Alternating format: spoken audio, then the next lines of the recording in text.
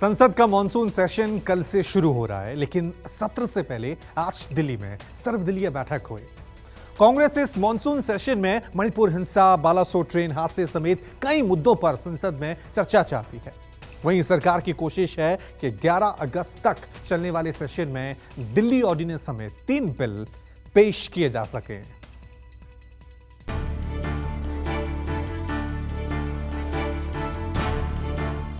महंगाई, मणिपुर हिंसा और दिल्ली के अध्यादेश का मुद्दा अगले 21 दिनों तक देश की संसद में गूंजने वाला है। जिस तरह से सरकार के खिलाफ विपक्ष लामबंद हुआ है, उससे साफ लगता है कि इस बार मानसून सत्र हंगामेदार होने वाला है। मानसून सत्र से पहले सरकार ने सर्वदलीय बैठक बुलाई। सभी दल इस बैठक में शामिल हुए और सरकार के सामने चर्चा की लिस्ट रख दी। खबर है कि सरकार हर मुद्दे पर चर्चा के लिए तैयार है, जिसमें सबसे बड़ा मुद्दा मणिपुर हिंसा है। सरकार का कहना है कि नियम के तहत वो हर मुद्दे पर चर्चा के लिए रेडी है। तो कौन इसके लिए रोक लगा रहे हैं, कौन रक्कस क्रिएट कर रहे हैं छोटे छोटे नॉन इशू पर, ये तो सब सारे देश जानते हैं, दुनिया जानते हैं, आप लोग भी जानते हैं। तो हमने अपील तो की है, हम सब चर्चा के लिए तैयार है।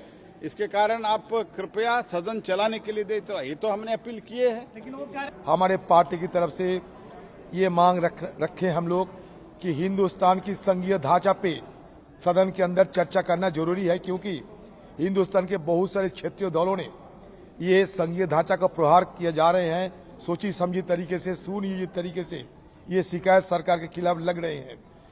ये आरोप के चलते सरकार को मन खुलासा करके सदन के अंदर हिंदुस्तान की जो फेडरल स्ट्रक्चर, जिसको मोदी जी कहते हैं कि कोऑपरेटिव फेडरलिज्म, इस मुद्दे पे सदन के अंदर चर्चा होना जरूरी है। देखिए, पहला ही बिल इसमें देख लीजिए, भारत के संघीय ढांचे को कुचलने का बिल, दिल्ली का काला अध्यादेश, उसको बिल के रूप में ये लोकसभा में लाने जा रहे हैं। पहला बिल इनका आप देख लीजिए। तो इसका मतलब इस सरकार को न लोकतंत्र में यकीन है, संघीय ढांचे में यकीन नहीं है, भारत के संविधान में यकीन नहीं है। तो ये विषय आज ज्यादातर राजनीतिक दलों ने उठाया, मैंने भी उठाया।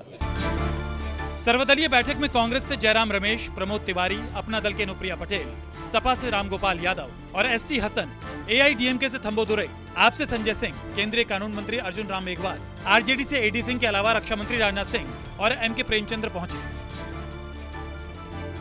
सूत्रों के मुताबिक संसद के सत्र में जो बिल पेश किए जाएंगे, उस लिस्ट में सबसे पहला बिल दिल्ली को लेकर लाए गए अध्यादेश से जुड़ा हुआ है।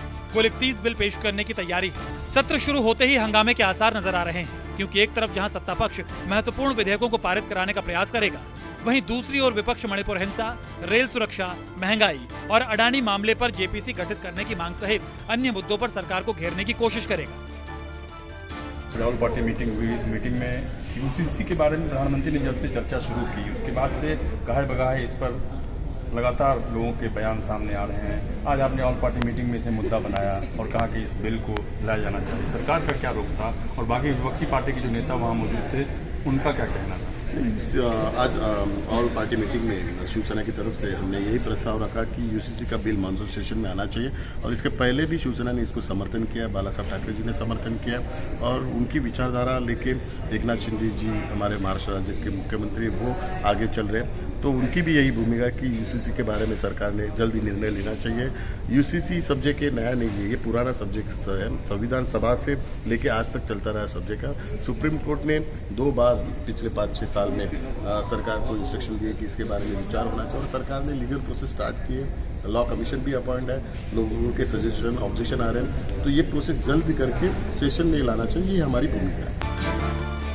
दरअसल संसद के सत्र से पहले सर्वदलीय बैठक बुलाने की परंपरा रही, जिसमें अलग अलग दल अपने मुद्दों को रखते हैं। इस बैठक में सरकार के वरिष्ठ मंत्री भी शामिल होते हैं। कुमार गौरव के साथ रमन कुमार, दिल्ली, न्यूज़ 24।